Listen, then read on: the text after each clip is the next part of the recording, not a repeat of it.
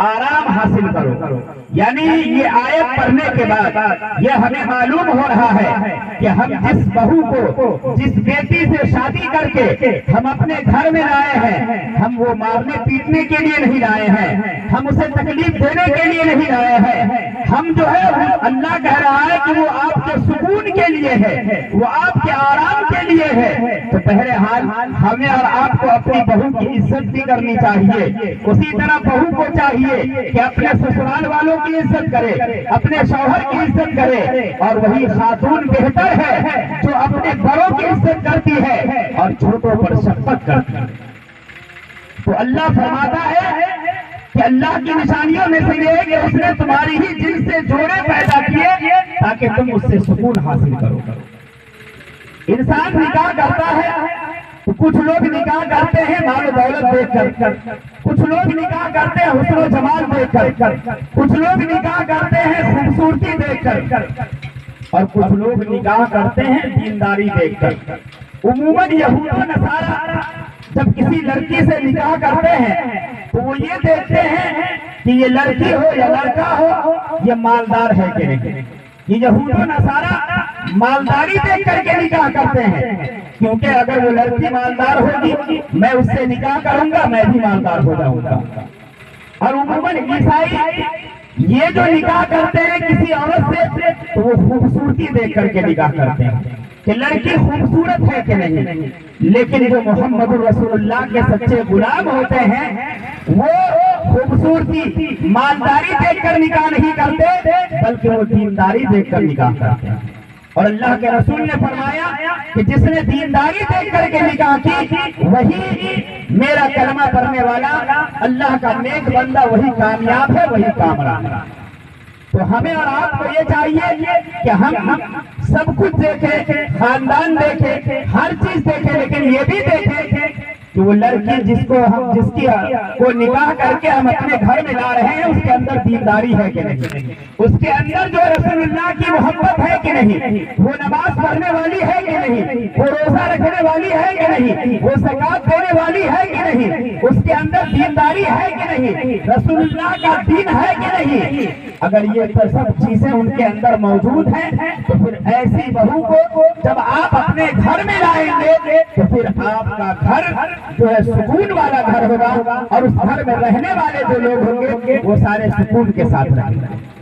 میرے ملت کے نوجوانوں، 3 چیزیں انسان کی خوش قسمتی سے ہیں، 3 چیزیں انسان کی خوش بختی میں سے ہیں. ایک اچھا گھر اور اچھی سواری اور نیک عورت اچھی عورت. اچھا گھر، اچھی سواری اور اچھی عورت، یہ 3 چیزیں جسے مل جاتے ہیں اللہ کے رسول فرماتے ہیں کہ وہ انسان خوش نصیب ہے، وہ انسان خوش نصیب ہے.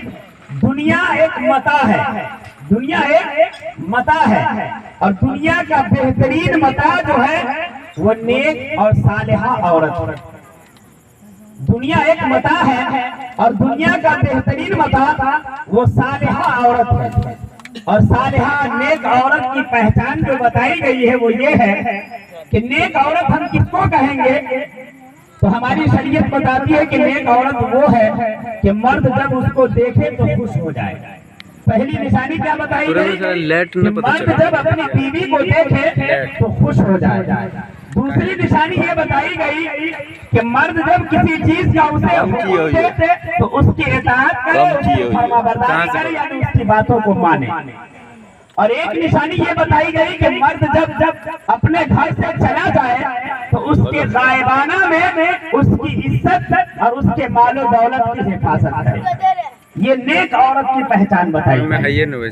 کیا پہچان بتائی گئی کہ مرد جب اپنی بیوی کو دیکھے تو خوش ہو جائے، کوئی حکم دے تو اس کی فرما برداری کرے، اور جب گھر سے چلا جائے تو اس کے غائبانہ میں نہ رہتے ہوئے جو ہے گھر کی بھی حفاظت کرے، اس کے مالداری کی بھی حفاظت کرے، مال و دولت کی حفاظت کرے، اور اس کی عزت کی بھی حفاظت کرے.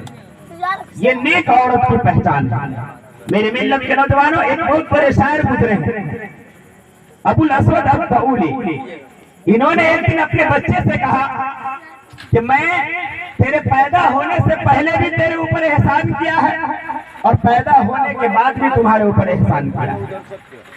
بچے نے کہا کہ ابا جان یہ تو بات سمجھ میں آ رہی ہے کہ میرے پیدا ہونے کے بعد آپ نے مجھ پر جو احسان کیا ہے وہ تو مجھے سمجھ میں آ رہی ہے کہ جب میں پیدا ہوا تو آپ میری پرورش کے لیے جو کماتے ہیں، لوگوں کی باتیں سنتے ہیں اور ہماری پرورش کرتے ہیں، تو میرے پیدا ہونے کے بعد جو میرے اوپر احسان کیے ہیں یہ بات تو سمجھ میں آ رہی ہے، لیکن آپ نے کہا کہ میں تیرے پیدا ہونے سے پہلے بھی احسان کیا ہے، یہ بات مجھے سمجھ میں نہیں آئی ہے۔ تو ابو الاسود الطولی نے کہا کہ بیٹے اب اس طرح سمجھو۔ اس نے کہا کہ میں ایک شاعر تھا۔ کیا تھا؟